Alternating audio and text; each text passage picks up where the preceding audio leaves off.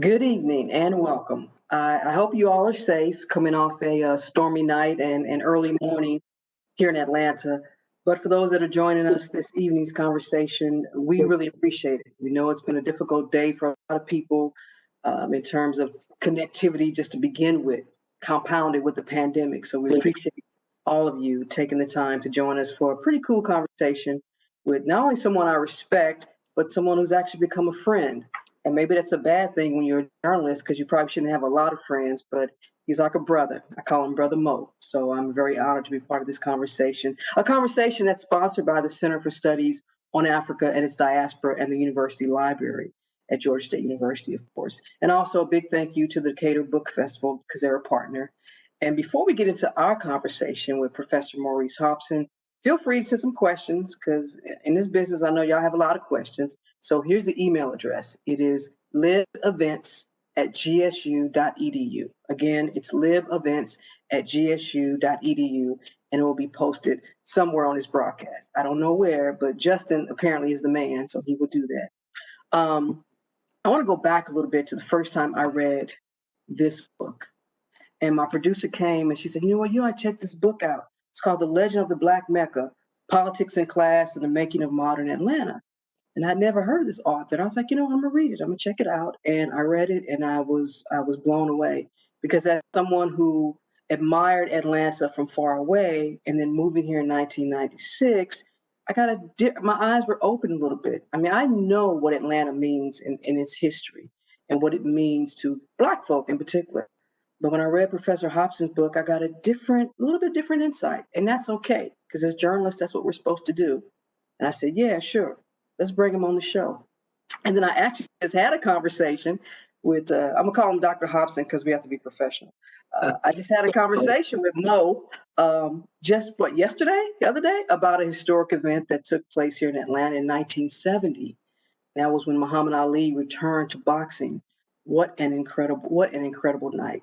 And then, if you know the history of Atlanta, you know that a few years later, Maynard Jackson is elected the city's first Black mayor, the first mayor of a major Southern city. And some view this as a turning point, not just Atlanta, but for Black Atlanta. And we're going to get into all of that because a big part of what makes Atlanta is that it's been this portal for achievement for Black folks in education, business, politics, media, music. Yeah, we're going to talk about hip hop, so be ready, and upward mobility.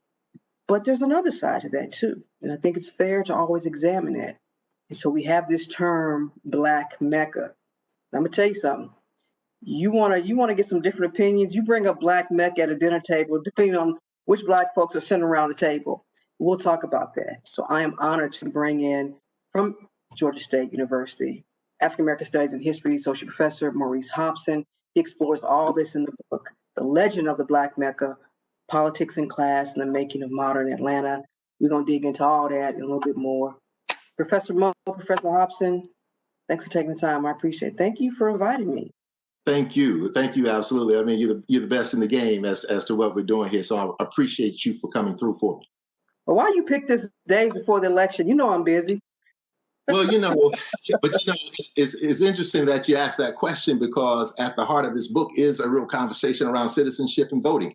And we're talking about, the Black Mecca and the Black New South and what that means in terms of, the Civil Rights Act of 64 coming out of Birmingham and the Voting Rights Act of 1965 coming out of Selma, and how that politically changes the American South and how Atlanta becomes the place that really that really embodies all of that.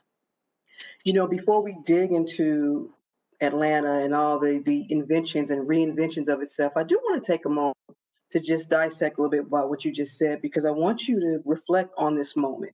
We're days away from the presidential election. We're still dealing with this pandemic. How have you come up to sum up 2020? And also, we've had a summer of people protesting, rallying, whatever you want to call it, however you view it, and the folks that are in opposition to that. How do you sum up 2020 so far? 2020, there's an old saying, hindsight is 2020. And 2020 has really caused us to focus on what the issues are at hand. I mean, this pandemic that has overwhelmingly exacerbated poor communities Black and brown communities, those with health disparities, those with pre-existing conditions.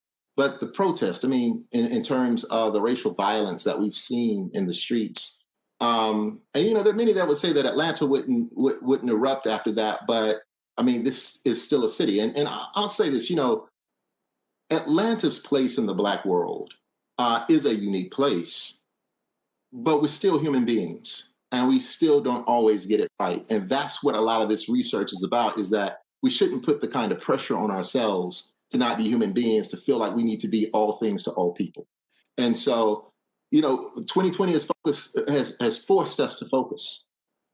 Well, but what's your response to someone who says, "But look, Atlanta has been this Mecca, this place where we don't riot, we don't have uprising." I think you and I had a conversation along with some fellow colleagues from Morehouse and Emory University about that night, those 2 nights. But what are your response to someone that says, "But Atlanta, this hasn't always been Atlanta, so why are we doing this now?"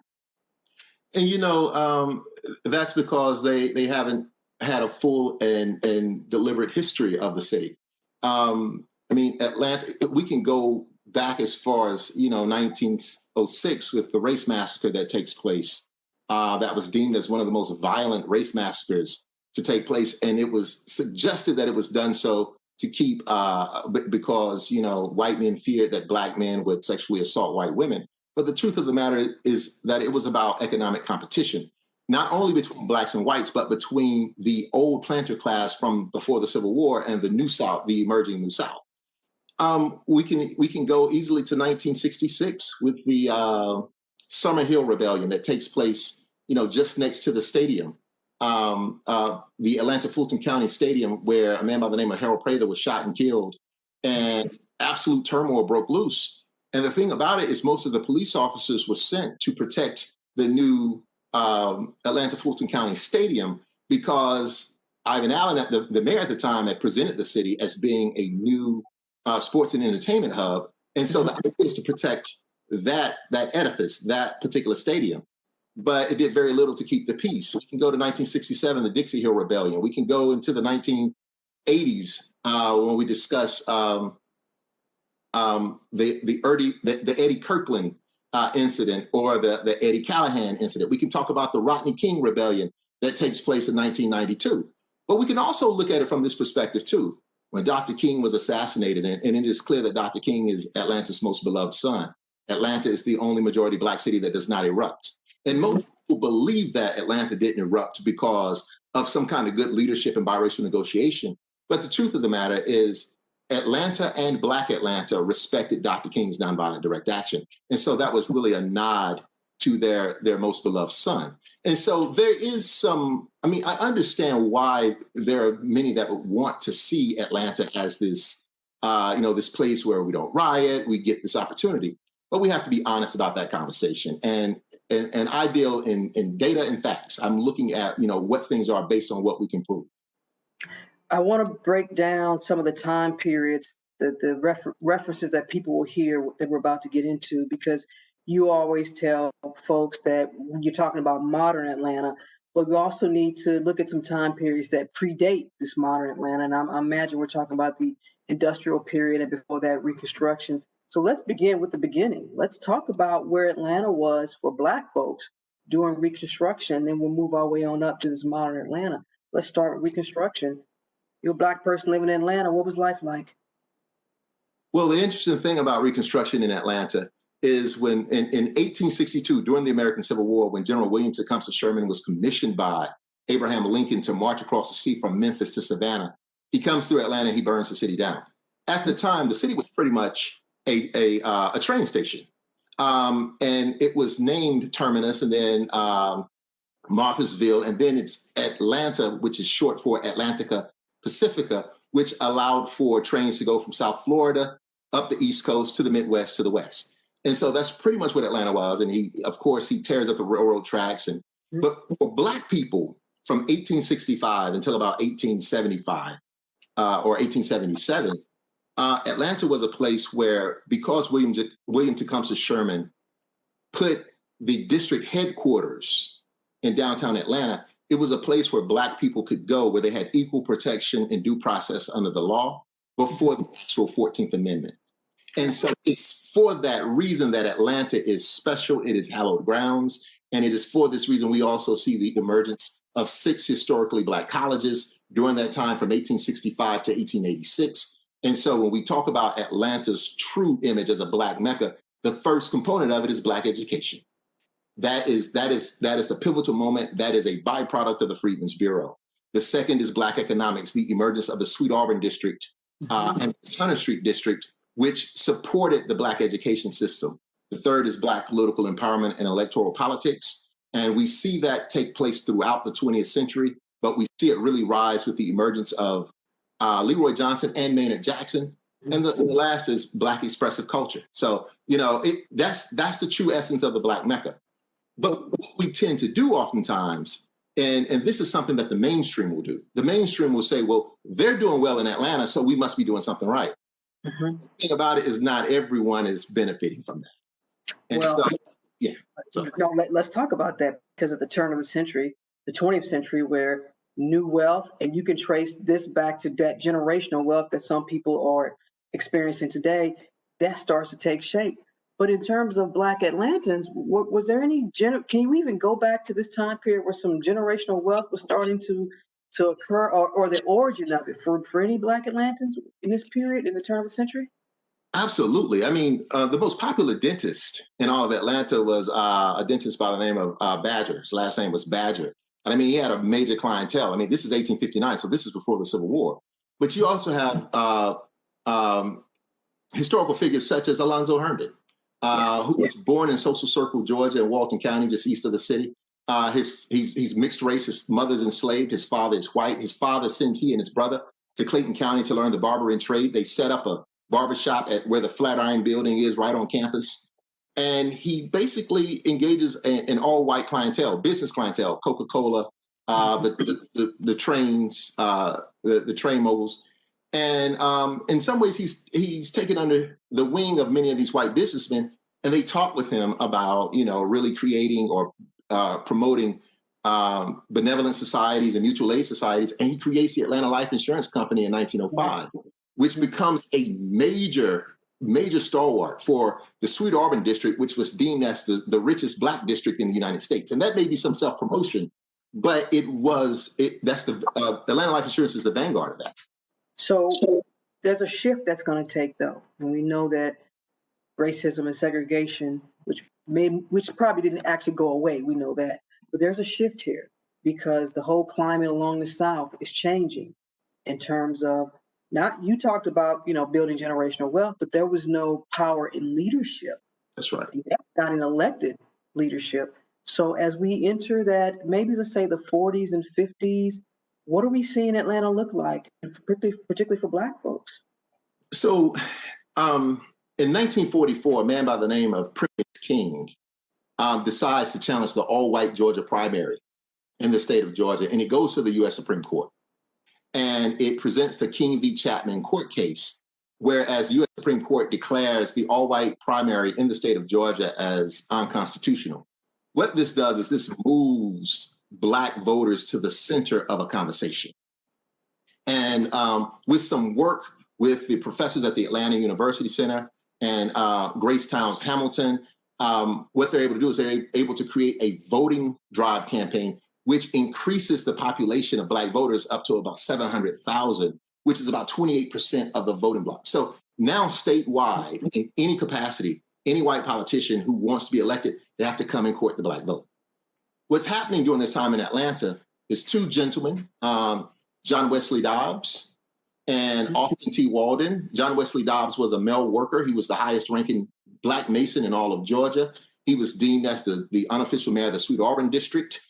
And A.T. Walden was the first Black lawyer to work for the Fulton County District Attorney's Office. They come together and they create the Atlanta Negro Voters League. And the job is that, and this is extremely sexist in this term, but it was 36 of the most prominent businessmen who would engage the white business elite, who were overwhelmingly men, and they would really create this conversation around race relations that the historian Tamiko Brown Nagin beautifully puts as the Atlanta style of biracial negotiation. And so there was this real kind of discourse about race. The issue is that only a handful of Black people were involved, and a handful of white people were involved, and they were brokering deals for the larger communities, but not talking to the large communities. But as part of brokering those deals, Atlanta is segregated in terms of housing, in terms of where folks are living. Mm-hmm. Are you telling me that both communities were, and I wouldn't be surprised, were comfortable with that? That was part of brokering these deals? You all have what you all have, and we have what we have? That part of it? Hey, that's a slippery slope. That's an excellent question, because one of the things that we see from the Sweet Auburn district is that the way in which the Sweet Auburn district, the Black thoroughfare, is able to benefit is that it deals with an all Black clientele. And so for some wealthy Black folk, it was in their best interest to maintain segregation because it allowed for, some aspects of economic autonomy. It allowed for political autonomy. It allowed for, some different ways in which Black communities could thrive on their own. I mean, one of the things that I have to grapple with in public all the time is engaging people who say that Black people had it better before what we call desegregation or integration. And hey, that may be true on the surface level. But when we begin to talk about second-class citizenship and the fact that you could not, your rights were not respected and you couldn't vote, which meant that you couldn't change, the conditions of your life. I grapple with that because of the civil rights component. And so, yeah, there were some Black merchants that benefited from maintaining segregation. Well, now we're going to shift into what arguably, I don't know why people would argue about it, but I mean, this is a pivotal time in American history. We know what happens over in Mississippi with Emmett Till. Absolutely. That marker right there. And then you could point to some other instances, but Emmett Till, that marker, and then also enter what my industry, the media, because it's that photo that sparks a whole chapter in history. What was Atlanta becoming then, as that all that surrounding Emmett Till and his murder? Was Atlanta starting to shift, and you started to see people protest? And then there's a young man by the name of Dr. Martin Luther King Jr. that's coming up, and the rest, as they say, is history. But I'll let you take it from there. So you are absolutely correct. I mean, Emmett Till's murder in 1955. I mean, that's a 1954, 1955 is a watershed moment on so many levels. I mean, the first is Brown v. Board of Education, which makes separate but equal unconstitutional. And mind you, separate but equal really gets its language from Atlanta when Booker T. Washington gave his speech in Piedmont Park during the Atlanta Cotton States International Exhibition. Mm-hmm. So Brown v. Board declares segregation unconstitutional. And when we talk about segregation, what we're saying here is that public property becomes white private property. So that's the first thing. The second thing is you have the Montgomery Bus Boycott that's taking place during that same time, where Dr. King is actually really kind of gaining traction. And then with Emmett Till and just the harsh and brutal reality of that lynching, because that's what it was. And the fact that the Emmett Till case brings in so many aspects of things, because here it was, Emmett Louis Till was from Chicago. He had gone back home, as many folk from Chicago and St. Louis, like you're from, Rose, and New York, Ohio, Detroit, they would go back home for certain things. And he has some random interaction with a white woman and he's lynched. But the fact that was published really made America look at itself. Mm-hmm. And it sets the stage for what later happens in Little Rock, Arkansas, with the 1957 issue in Little Rock. And when the press is there watching this and they're saying, so you mean to tell me that they're killing people or they're maiming folk just because they want to get a good education or just because they want civil rights? This is absolutely crazy. Well, what Atlanta is able to do is, during this time, they had a very smart mayor, Mayor William Hartsfield, who coins the term and presents Atlanta as the city too busy to hate, as a city that was willing to have a conversation around race and to try to work together. And thus Atlanta emerges as the poster child for race relations in the American South. I want to talk about then what's happening over at the HBCUs. because these young kids, and you know how they say, each generation is weaker and wiser, but this generation, they had a different approach to dealing with some things maybe than their mamas and grandmamas, and definitely their ancestors before then. So now we see this shift. What is happening over at Spelman and Clark and Morris Brown and Morehouse? So you have the emergence of a very smart group of young people who were really paying attention to organizing and wanted integration. They wanted to be able, they didn't want to necessarily just hang out with white people per se. They just wanted access to the same things. They wanted to be able to eat places. They wanted to be able to ride, the streetcars or the buses. They wanted to be able to go to the schools.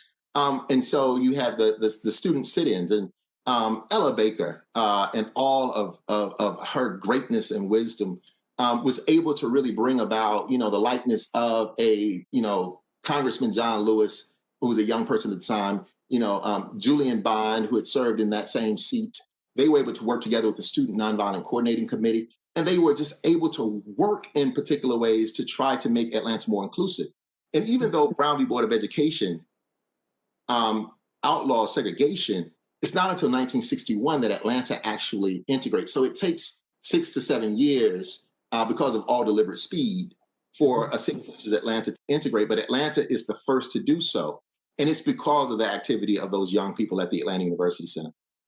And we have some Black wealth during this time, because it was that quote unquote Black wealth that would lend the money, the signs, lend the money to get folks out of jail, lend the money to fund, to support the cause. But I want to take a second to let our viewers know who was the underbelly of that. Who were not underbelly, but who were the folks that were supporting these young kids? And there's some prominent names there. Yeah, the Herndon family. I mean, Norris Herndon at the time, which is Alonzo Herndon's son. Geneva Hagerbrooks, who owned a funeral home on Auburn Avenue. I'm just blanking. The Pascal brothers. I mean, that was one of the things that the Pascal brothers did, is they would make sure that the student activists were fed. Gracetown, Russell too.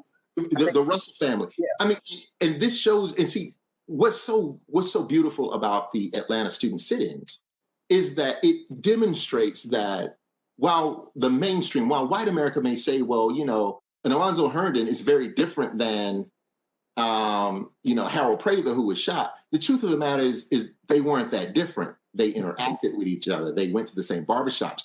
They worshiped at the same churches. And so because of segregation in the American South, Black folk all lived amongst each other.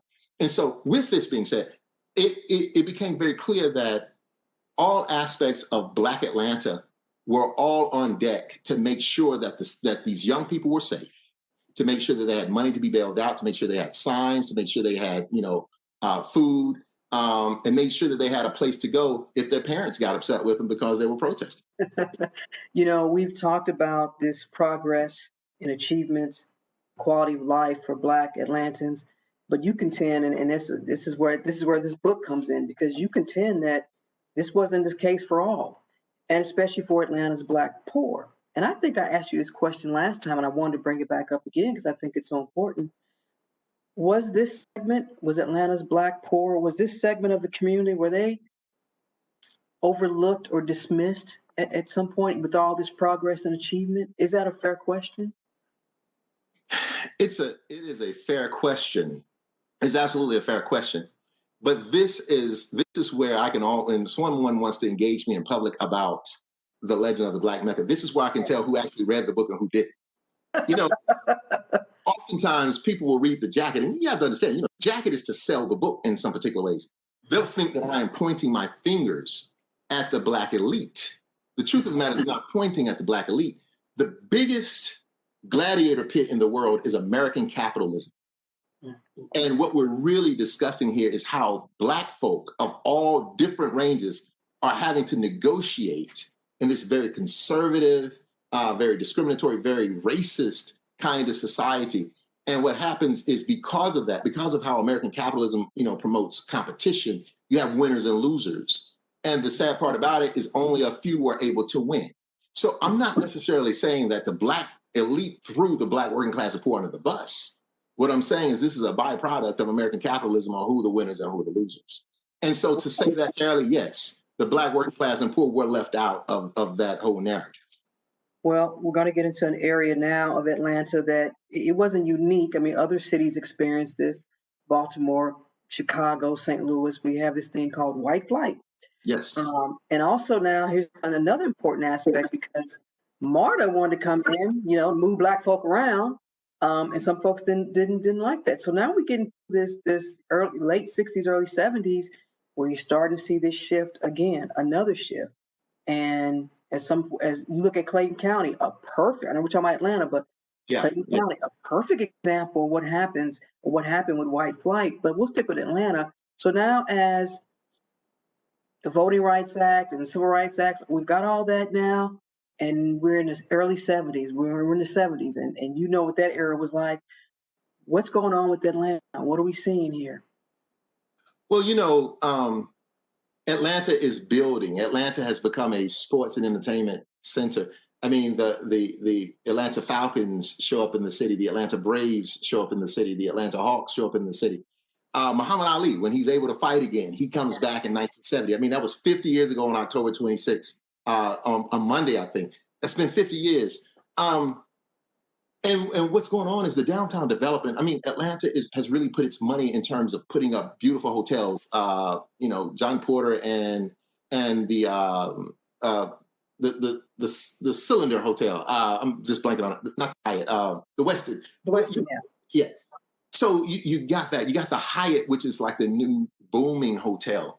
And as a result of this, when Ali comes to fight in 1971, Johnson Publication, Ebony Magazine, basically calls Atlanta a Black Mecca of the South.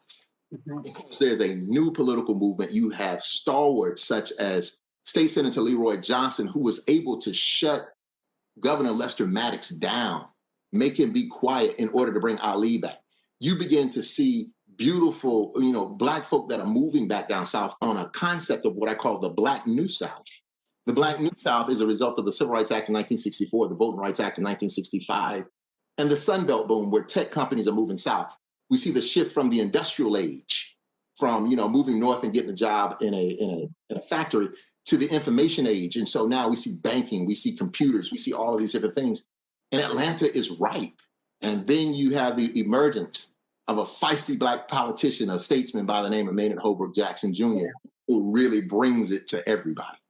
But you also have the infrastructure. You just mentioned how the infrastructure was helping. Well, there was another type of infrastructure development called public housing. Absolutely. And I know that's a whole nother book for some people. Yes.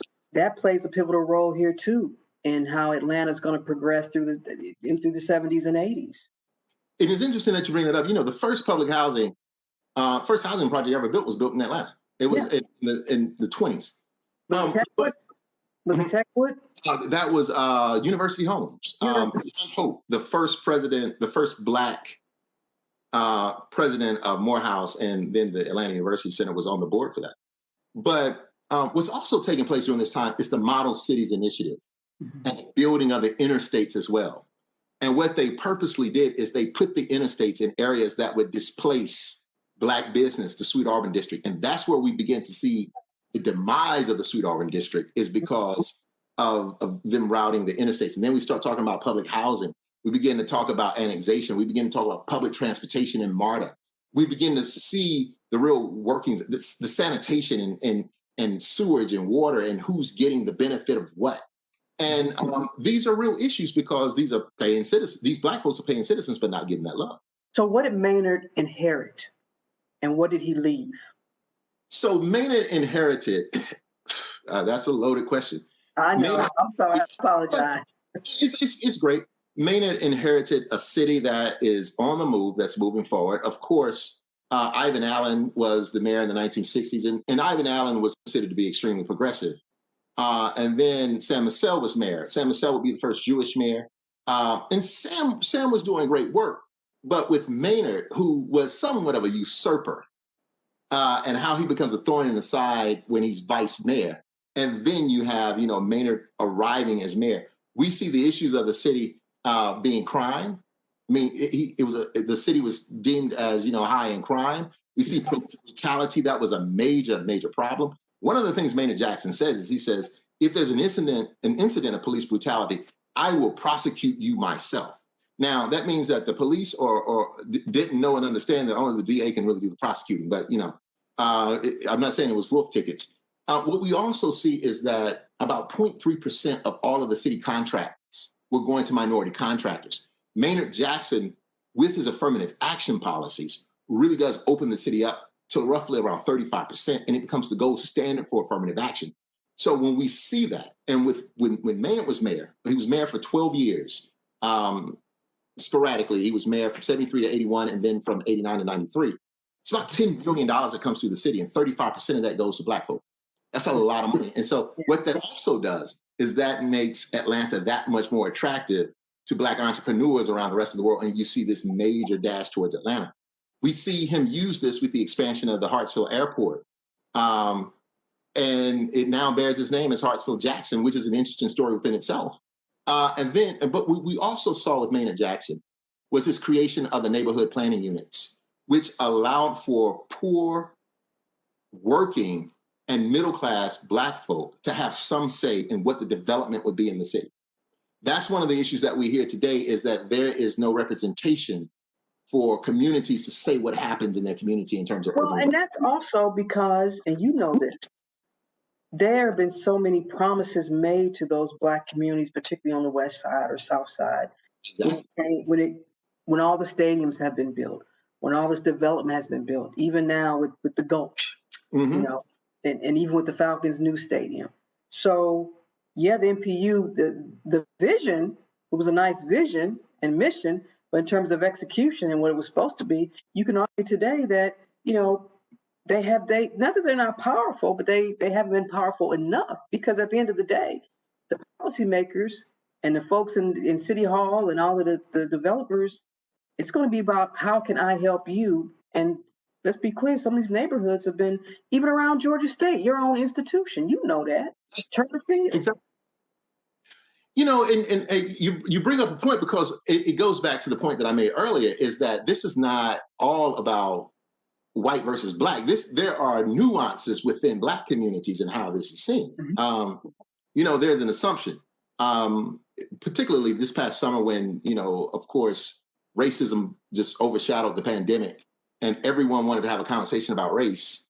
And the interesting thing about it is that white America would ask any Black person about race, and it's like, and expected them to just be able to articulate this kind of, lecture about what this is. And the truth of the matter is that there are different experiences for different people. Mm-hmm. And so a lot of what we see in the legend of the Black Mecca has to do with those different Black communities that are unseen from the outside. And I think I think you asked a very fair question about, the failure of public housing. I mean, the displacement of people from 1974 to 1990. I think the public housing was cut by 74%. What are we going to do with all of these people? So there's some issues, some policy issues that are here, and that's where this hinges on. Like, let me tell y'all something. When I started writing this book, I loved the city. And when I was a kid, I would come to Atlanta, I would go to Six Flags and I'd hang out and I'd be with my older brothers and, hang out at Freaknik and do all of the cool, foolish stuff, hung out at the Olympics. What was eye-opening for me and taught me a real life lesson is it's one thing to think you know something. It's another thing if you study it. And that's a lot of my reckoning is I thought I was walking into one situation. I found something else based on research. What you doing at Freaknik? That's a whole nother conversation. Trying to understand my world, I want to get to the 96 Olympics and that era, and then the emergence of this little thing called, Southern hip hop and that whole thing. Is this a turning point? Because Atlanta's now on the world stage with the Olympics. Mm-hmm. And then we have this something new, a new art form that's being created out of Atlanta. So are we seeing another shift here to maybe you make the argument of where we are today, connect all these dots for us, and then connect the first time you heard Outkast for us. So this is where we are. It's an interesting thing. I was supposed to grow up in Atlanta, Georgia. Mm-hmm. My father was offered a job to train all scientists at Morehouse School of Medicine. He was offered the job in 1981. I remember us coming to the city and they offered him the job. And he didn't take the job, and he never told us why. And I remember probably being 16, 17 years old, and we were riding to Atlanta. He was like, yeah, we were supposed to live here. He was like, but they were killing Black kids and nothing was being done. Mm-hmm. I remember that. But I also just remember how, one of the things you would hear in the 1980s was, the Miami boys, like, be careful with the Miami boys. And, there's this kind of street war going on in crack cocaine. Yeah. When Atlanta begins to push for the 1996 Olympics, what happens is a good dress rehearsal was the Democratic National Convention of 1988.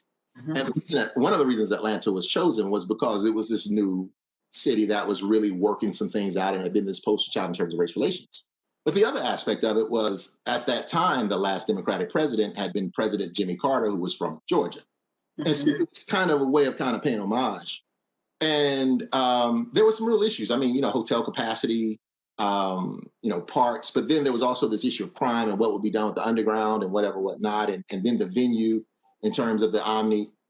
But when Atlanta then is able to really win the 1990 bid, what's particular about this is you have this real street turf, this turf war going on with crack cocaine between the Atlanta hustlers and the Miami boys. And we see, all kinds of assault weapons on the street. We see extreme violence. I mean, 1990, Atlanta was the most violent city in the United States.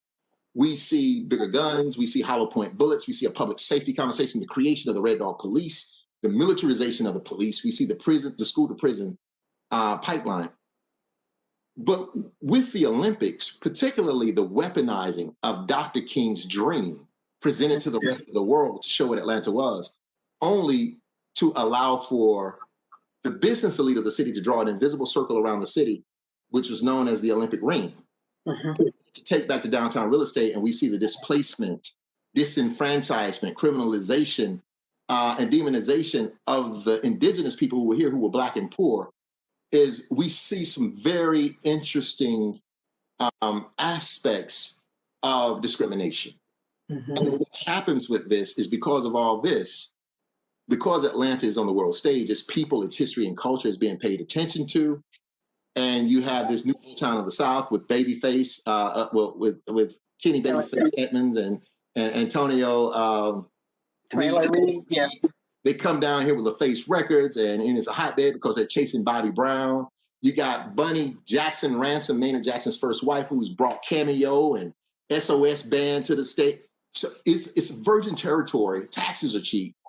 And Atlanta emerges. But when this hip hop debuts, it's soul and funk, real soul and funk, like James Brown, Gladys Knight, Curtis Mayfield soul and funk, with hip hop that is critical of what I call the Olympification of Atlanta. And so you asked me when was the first time I heard Outkast. I was a junior in high school.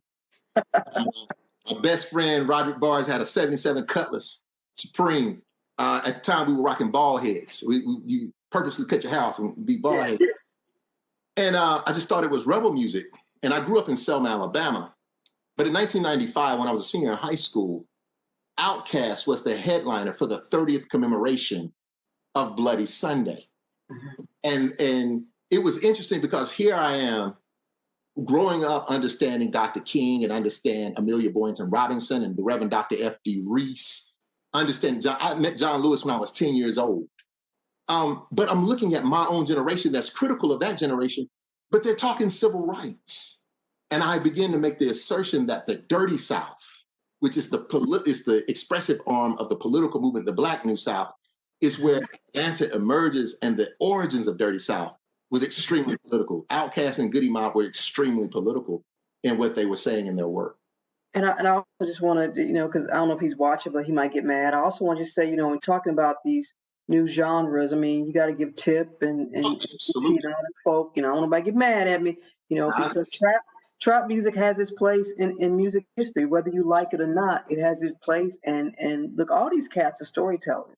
Then you got the neo soul movement here too. Absolutely. So, so to tip to Clifford Harris, to Jason Orr, my good friend Jason Orr, and funk jazz, and all of these different things. I'm not discounting you all. I just had to cut the book off in 1996. So I can't, but you're right. I mean, T.I. and his work with the trap and how, you know, he really coins that trap sound. And he looks at it from different perspectives. I mean, you know, UG Underground Kings from Port Arthur, Texas, were doing similar. 8Ball and MJG from Memphis were doing the same thing. But Tip gives it an opportunity to do it the Atlanta way with the hi-hats and with the 808s and, you know, and really brought that Atlanta swagger to that game. And so no disrespect to the brother at all. Killer Mike is able to kind of to work different ways, and so no disrespect to him. I just had to cut it off in 1996. And also want to say, Jermaine Dupri, you have your place here too. So absolutely. Don't get mad. And so Jermaine Dupri actually has a real role in the research that's done in the Legend of the Black Mecca. He's connected to Cameo. His father does light shows for SOS Cameo. That's where Jermaine Dupri gets a lot of his training. And you know, one of the unsung heroes about this is two aspects. When Maynard Jackson creates the Bureau of Cultural Affairs to produce experiential art in Atlanta, by and large for Black folk, and then his divorce from Bunny, who would later be Ransom, and her creation of First Class Inc., where she creates the first Black woman PR firm in the city. And she's able to really bring, you know, Cameo, SOS band Cameo, works with Bohannon. You know, Curtis Mayfield is moving here in 1979. I mean, you know, it gets no better than Curtis Mayfield in terms of, you know, that sound. And that is influential when you have Rico Wade and Sleepy Brown and Ray Murray, who are actually just straight up saying like, yeah, man, we were listening to Cameo and Gladys Knight and James Brown, and we were mimicking that and we were rapping to it, you know? So, so that's where we are. That's where we are. I know we have some questions. I want to get to them. Again, you could send your questions to libevents@gsu.edu. Here's one. What role, if any, did GSU play in the 20th century social justice movement that were led through Atlanta and AUC leadership? Did Georgia State have any role here in all this? You're talking about this past weekend, this past summer? No, well, I think the question is in the 20th century social justice movement. So, you know, we have some very bright and passionate students at Georgia State University. Georgia State has really grown significantly in the last 20 years. And as a result of that, we have student organizers on campus that have been really, you know, upholding the bloodstained banner. I was so proud of them this summer. Even with pandemic, they were out there. And I remember telling one of my friends who's a police officer, like, don't arrest our students. But the students at the AUC and the students at Georgia State University have done an excellent job of really keeping, you know, the conversation around race and equity, around,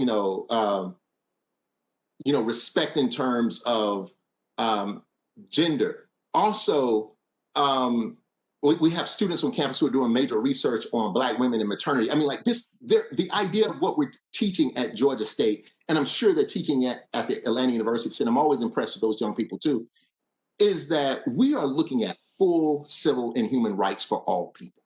But did it take Georgia State a while to get there, though? I mean, did we see Georgia State back in the day that their students do what, you know, students were doing at AUC? No, they weren't. And the thing about that is, you know, on one level, that's an infrastructure issue because before, you know, Georgia State was a transient school. You go in, do your classes, you go home. Now, you know, the forms they're doing, there's major development going on downtown. And, you know, there's a struggle right now on whether or not Georgia State has always been a good neighbor in terms of that, particularly with the Old Fourth Ward and the Sweet Auburn District. And a lot of our students of all walks of life have really been pushing Georgia State to be a good neighbor in terms of where things work. But I will say this, I mean, Georgia State has grown. I mean, we're at more than 50,000 students. We have a large, diverse population, not just in race. I mean, we have a significant LGBTQIA community. We have a significant brown community. We have a significant first generation community. And so, yes, I mean, Georgia State has come along. The students have come along, and the institution has to catch up.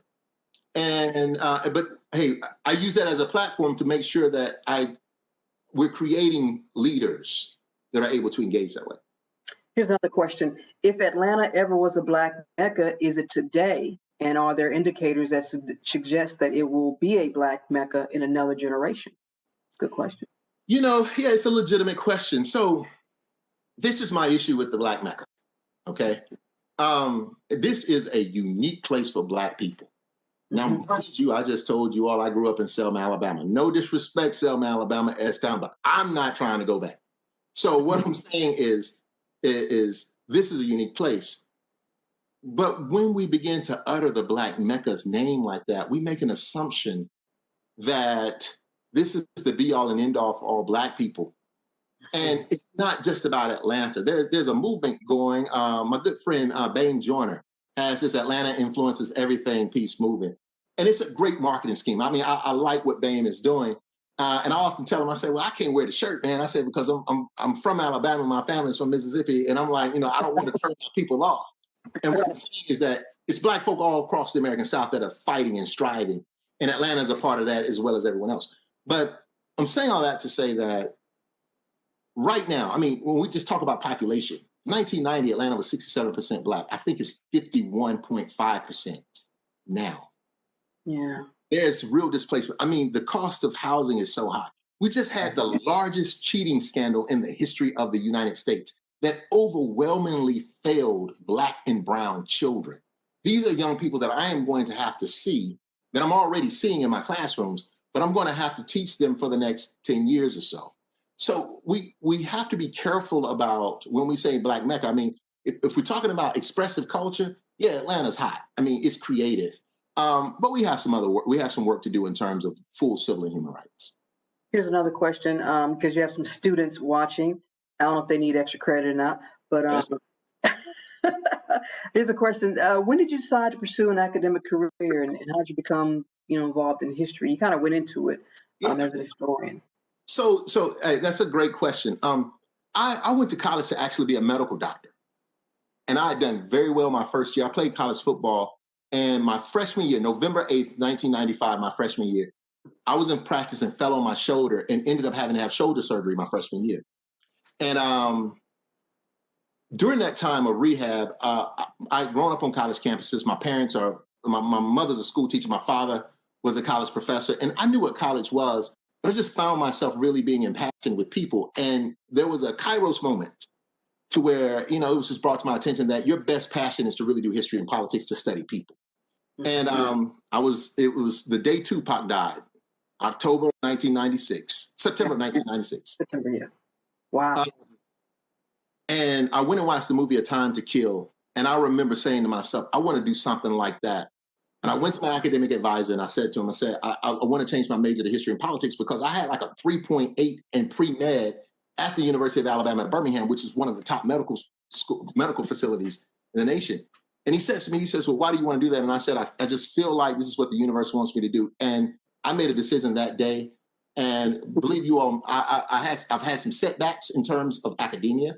I graduated from college. I did a master's degree. I struggled with getting into PhD programs, but I kept plugging at it. Got an opportunity at Illinois. And once I got that opportunity, I said, I will not fail.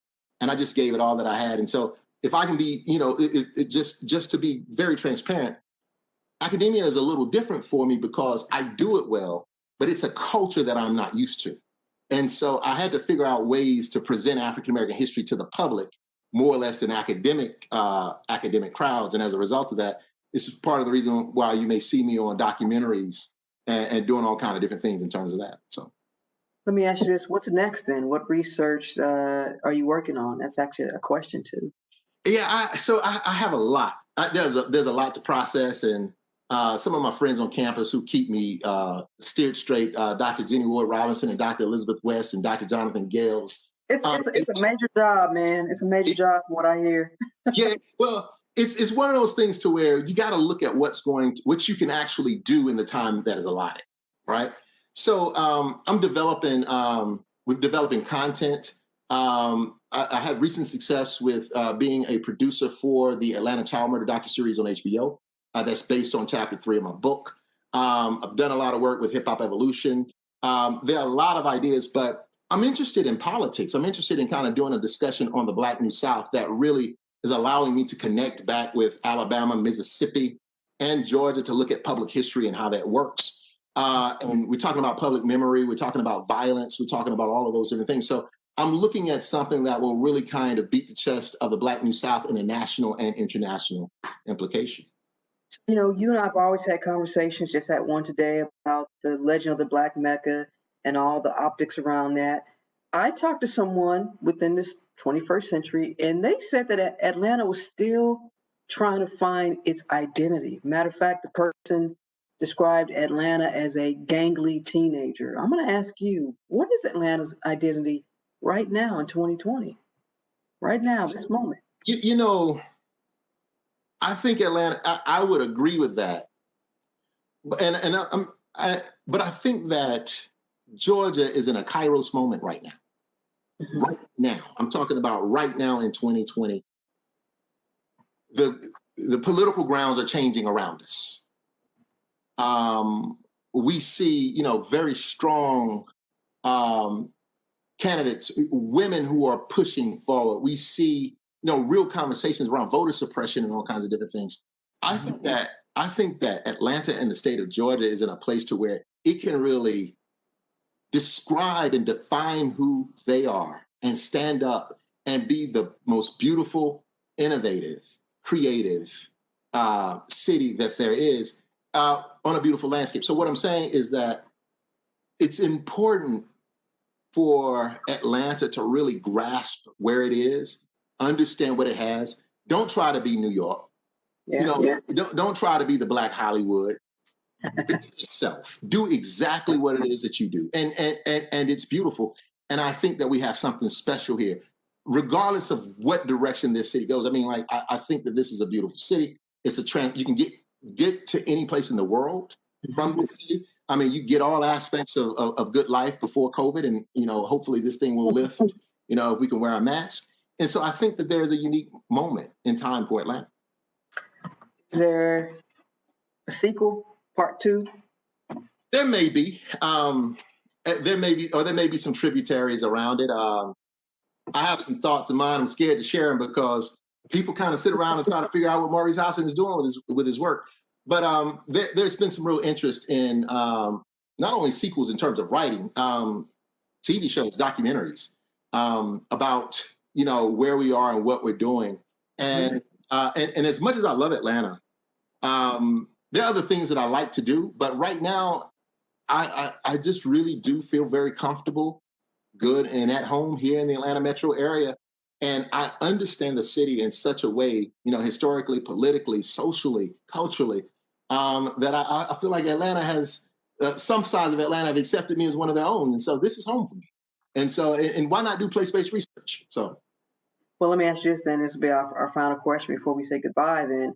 How have you handled since Atlanta, you know, has adopted you, when maybe some of those adoptive parents, you know, have said, the elders, you know what I'm talking about, have pulled you aside, said, now look here, Maurice, I got some issues with what you're putting in this book. How do you handle criticism? And from the notables? Well,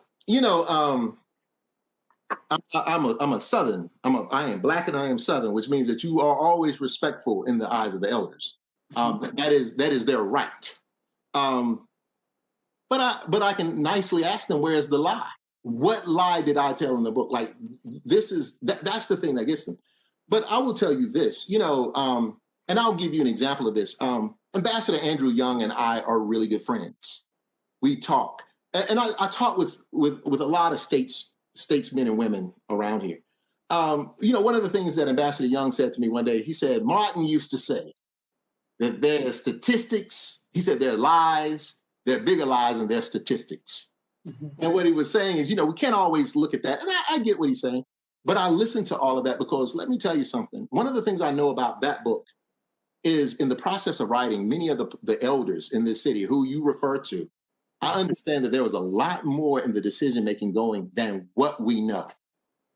What I take from that is that I don't ever want to be in public service like that. So as a result of that, I listen and I figure out how I can help them. I try to get insight from them and do some different things, and I try to apply it in the next scholarship that I write. All right. It's called The Legend of the Black Mecca, Politics and Class and the Making of Modern Atlanta. Its author is Dr. Maurice Hobson, Associate Professor of African American Studies, Georgia State University, author, producer, director, freestyler. Can you freestyle? You can freestyle. I cannot rap, but I can sure look cool in the background. You the hype man.